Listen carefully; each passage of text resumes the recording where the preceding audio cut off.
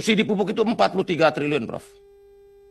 Harga pupuk dari pabrik itu 2.300. Dipotong, ditambah ongkos angkut 300-400 tergantung jarak, sekitar 2.700 atau 2.600. Sekarang di pasar harga pupuk bersubsidi itu 4.800. Deltanya terlalu besar. Dan itu sangat merugikan buat masyarakat, rakyat atau petani pupuk bersubsidi. Dari pupuk aja kita udah hitung berapa potensi yang bisa kita selamatkan, kita buat ringkas sehingga masyarakat bisa menerima manfaat dari subsidi. Belum subsidi LPG yang nilainya juga hampir 100 triliun. Di mana ternyata petani atau masyarakat membeli dengan harga yang besar, bukan harga subsidi. Jadi selama ini ide Kopdes Merah Putih ini begini, Prof. Ini ide Presiden untuk membuat barang-barang yang disubsidi oleh negara ini efektif, efisien sampai ke masyarakat. Jangan sampai negara udah mengeluarkan uang dalam jumlah besar untuk subsidi, ternyata tidak dinikmati oleh masyarakat. Pupuk masih dibeli dengan mahal, LPG dibeli dengan harga market, padahal negara sudah subsidi. Nah, dalam filosofinya adalah barang bersubsidi itu sebenarnya sudah menjadi barang publik. Karena sudah ada intervensi negara untuk mensubsidi komoditas tersebut. Nah, karena itu penyalur atau distributornya barang publik itu adalah harus lembaga milik publik yang bernama koperasi, Prof. Nah, kalau ditanya, ini koperasi monopoli, dalam undang-undang kita cuma 2 lembaga yang boleh monopoli. Yang pertama BUMN, yang kedua koperasi. Koperasi dibenarkan untuk BUMN. Minggu lalu saya bertemu dengan KPPU, Komisi Pengawasan Persaingan Usaha, karena ini koperasi adalah lembaga ekonomi yang sesuai dengan ideologi negara, maka dia boleh monopoli. Kenapa boleh monopoli? Karena koperasi milik orang banyak, bukan milik 1-2 orang. Sampai sekarang undang-undang kita masih memperbolehkan koperasi melakukan monopoli. Nomornya? Undang-Undang 5 tahun 99. Pasal 50, Prof. Itu gini, pimpinan. Dalam Undang-Undang 5 itu, kalau koperasi itu dia jual kepada non-anggota, itu nggak boleh, Pak. Itu nggak boleh, itu melanggar. Dan terjadi banyak kan yang bukan anggota.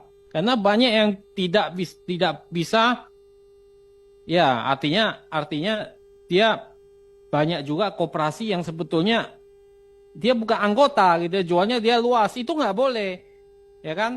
Apalagi kalau dia besar itu di situ. Itu Undang-Undang Nomor 599, ya. Yang pertama adalah pengukurannya, Pak. Ada nggak Bapak? Itu efektif. Bapak kan datang ke satu provinsi, kumpulin Pak Desa, menurut cerita nih, wah orang datang begitu banyak, ngerti juga kagak, Pak. Yang dia tanya ini uangnya mana?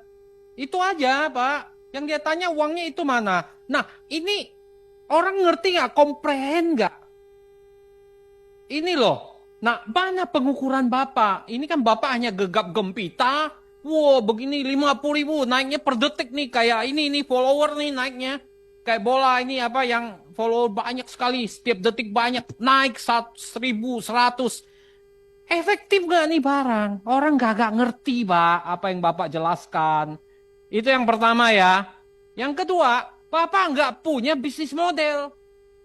Kenapa saya katakan bisnis model? Saya nggak pernah ngelihat. Bapak tahu yang namanya bisnis model? Kayak salah satunya Chan Kim Blue Ocean. Bapak tahu nggak? Nggak ada, Pak, bisnis model. Tadi Bapak menjelaskan, tapi bisnis modelnya nggak ada. Key resources-nya mana? Customer segmentnya mana? Streamline income-nya mana? Semua nggak ada penjabarannya, Pak. Itu yang saya minta, Pak. Ini kan banyak orang pintar nih. Ya kan? Ya. Iya. Nah, itulah di media kan juga. Di media kan juga nggak ada, Pak. Itu kan 3 SKS, Pak. Ya. Ini kalau gini, sorry ya, Pak. Kalau Bapak masuk ini KMP, semua bisnisnya homogen. Tidak ada diferensiasi. Yang terjadi red ocean, Pak. Ya kan? Maka ini harus dijelaskan kepada kami, gitu.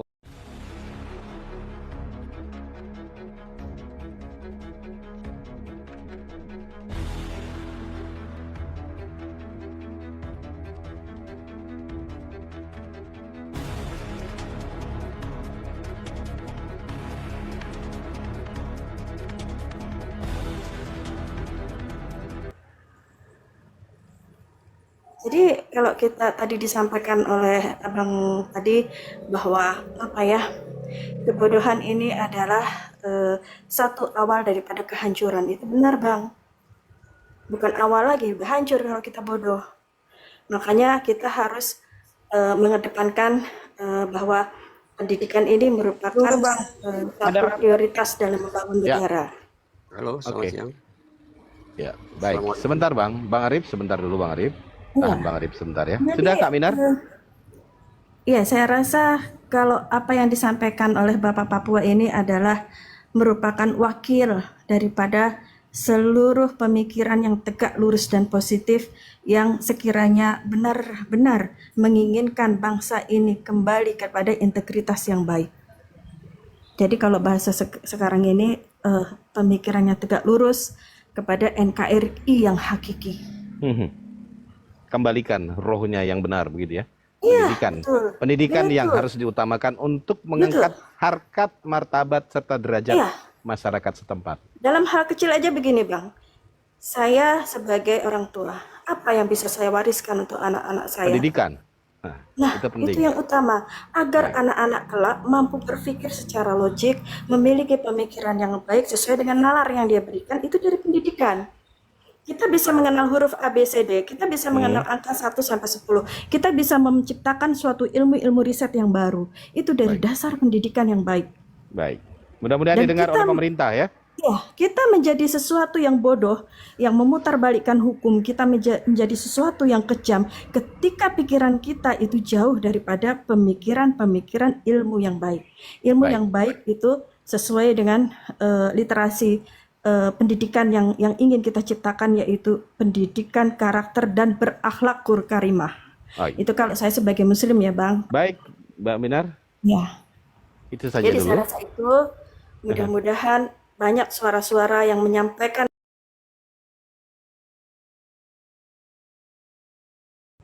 Oke. menolak bukan berarti kita ini menghambat kerja laju pemerintah. Menolak dengan suatu hal yang logik yang kita bisa sampaikan, ini adalah bagian daripada evaluasi agar juga pemerintahan kita kembali kepada pemerintahan yang berintegritas baik dan memiliki suatu hal yang baik untuk kemajuan bangsa dan negaranya. Jadi bukan berarti kita menghambat, bukan berarti kita dianggapnya musuh pemerintah, tidak seperti itu. Jadi evaluasi yang kita sampaikan ini untuk kepentingan seluruh bangsa dan negara juga. Kalau Baik, bangsa jangan kita seperti bodoh- orang-orang Inferno 08 ya. Iya, Manusia-manusia betul. dungu. Ya, yang karena kalau tidak tadi yang berani. disampaikan benar, Bang. Ketika Oke. bangsa kita ini nanti dengan pemikiran-pemikiran yang tidak bisa dengan logika dan akal pikiran yang tidak memahami tentang peradaban zaman, ya nanti kita tinggal akan menjadi bagian-bagian yang akan ditindas. Baik, anaknya sudah nangis, Bu Minar. Iya, iya, Bang. Itu Terima saja, kasih. Bang. Oke, terima kasih. Tetap semangat. Saya ke Bang Assalamualaikum. Ilham. Anaknya sudah masuk. Bang Ilham, assalamualaikum. Ilman, sorry, Ilman, Waalaikumsalam. assalamualaikum. Bang Ilman, Bang Ilman, assalamualaikum. Oke, nggak dijawab. Bang Arif, silakan Oke, Bang Bang, Arif. host. Saya mereview sebentar ya, kalau goalnya pemerintahan Pak Prabowo ini memang dengan target pertumbuhan ekonomi 8%. Konsep sustainability sebenarnya udah mulai salah. Cara berkelanjutan itu sudah salah begitu, Pak. Salah ya Bang ya. Ini yang harus dibenari. Ya, karena Dibenahi. saya review sebentar ya. Ya. Pertumbuhan ekonomi zaman SBY itu 7%. Zaman Jokowi 5%. Nah, sekarang kalau konteksnya itu sustainability atau keberlanjutan, itu yang jadi masalah sebenarnya. Jadi dari 5 digit ke 8 digit itu agak berat, tapi kalau dari 7 digit ke 8 digit kayaknya agak mudah seperti itu. Nah, kita cermati, ntar kita evaluasi satu persatu. Kenapa pertumbuhan ekonomi di zaman SBY sampai 7% gitu. Kemudian di zaman Jokowi 5%, kemudian kuartal pertama, semester pertama Pak Prabowo hanya 4,5%. Artinya di sini ada yang miss ya, ada yang salah gitu. Seperti itu. Kita lihat nih ekonomi gitu. Jokowi tidak mempunyai program ekonomi gitu. Itu yang kita lihat. Nah, kita review misalkan dari 7% itu didapat dari mana saja seperti itu. 8% ini kalau dilihat variabelnya kok bisa naik 8% gitu. Prabowo SBY itu memang ada namanya program yang namanya program pemberdayaan masyarakat desa ya kan. Oke, dipersingkat Mas Arif, jangan terlalu lebar kita nanti Iya, nggak dapat itu program dimengerti yang pula berbasis intinya. ke masyarakat ya, ke masyarakat kecil menengah bawah dan disupportnya UKM dan UKMK ya. Nah, kemudian ada regulasi perbankan KUR itu di zaman kredit usaha rakyat itu ada di zaman SBY seperti itu. Nah, itu tidak dilanjutkan di zaman Jokowi. Jokowi berpatok pada infrastruktur bahwa dengan infrastruktur yang dikembangkan atau dibangun, harapannya itu pembangunan infrastruktur berbanding lurus dengan pertumbuhan ekonomi gitu. Teman-teman tolong, mohon maaf Mas Arif, saya potong. Ini teman-teman masih ada laporan lagi ya terkait kita dilaporkan pelecehan seksualitas atau apapun itu namanya. Kita sudah dapat 2 kali, tolong bantu saya apapun ceritanya supaya saya tetap eksis di medsos untuk menyuarakan tetap ya terkait dengan program-program pemerintah yang nyeleneh. Silakan Mas Arif, tolong bantu saya ya.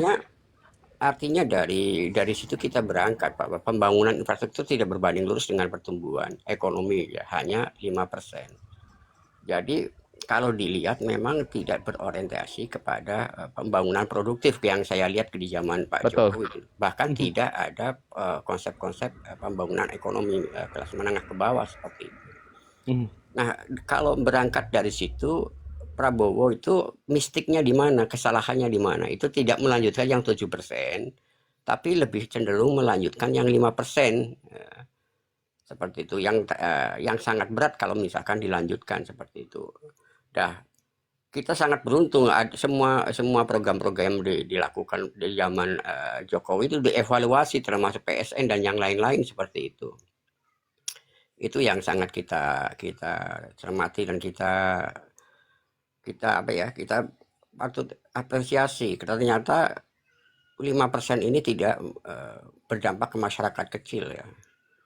Itulah kalau memang MBG ini mau dievaluasi sangat kebetulan sekali memang program ini berbasis dulu itu MBG ini komoditas kampanye, tidak ada kajian empirik gitu. Tidak ada kajian empirik dan faktanya dalam pelaksanaannya itu bermasalah di lapangan bermasalah. Kalau melihat dampak ekonominya saya lihat dampak ekonomi tidak terlalu signifikan kalau programnya masih dilaksanakan dengan menggunakan vendor-vendor yang berkorelasi kepada politik atau hanya ucapan terima kasih kepada para pendukung-pendukungnya. Jadi ada perlakuan yang tidak sama terhadap itu. Tapi misalkan program MBG ini kalau kepingin ada efek dominonya secara positif ke masyarakat dan ke seluruh bangsa Indonesia, aturan MBG ini cuma memasak bergizi itu semua masyarakat Indonesia yakin gratis bisa itu. Seluruh rumah tangga di Indonesia saya yakin seluruh masak tempe, telur, tahu itu pinter lah gitu ya. Pinter lah. Jadi nggak usah diajarin saja, ya, serahkan saja ke wali murid kepada orang tua gitu. Tapi untuk misalkan untuk hasilnya diawasi sebelum masuk ke ruang kelas itu makanan yang mau disajikan ke anak-anak dievaluasi. Jadi pihak pemerintah hanya menyajikan menulis atau daftar menu yang masak di hari Senin sampai hari Sabtu. Jadi seperti itu dan dicek kadar gizi dan cara penyajiannya yang baik dan benar seperti itu. Karena itu memasak itu bagi ibu-ibu di Indonesia hal sederhana sebenarnya. Bukan hal-hal yang apalagi masakan Indonesia ya.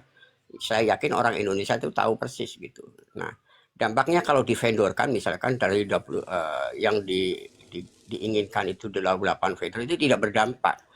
mereka hanya berdampak ke pedagang-pedagang besar, tapi tidak berdampak ke pedagang kecil. Baik, Ke- baik Mas Arif. Ya, Iya, seperti terima itu. kasih. Tapi kalau Artinya diserahkan ke orang tua, seluruh warung di Indonesia itu bergerak secara hidup ekonomi ya. karena berbelanja ke warung Setiap terdekat, bukan ke setiap supermall atau ke daerah pasti hidup gitu ya. daerah pasti hidup kalau diserahkan ke orang tua itu. Itu yang dampaknya.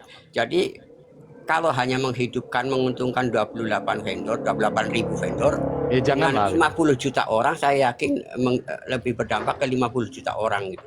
Betul sekali. Makanya MBG ini tidak mulai kajian empiris, saya lihat seperti itu. Hanya komoditas kampanye seperti itu. Saya Betul. lihat seperti itu.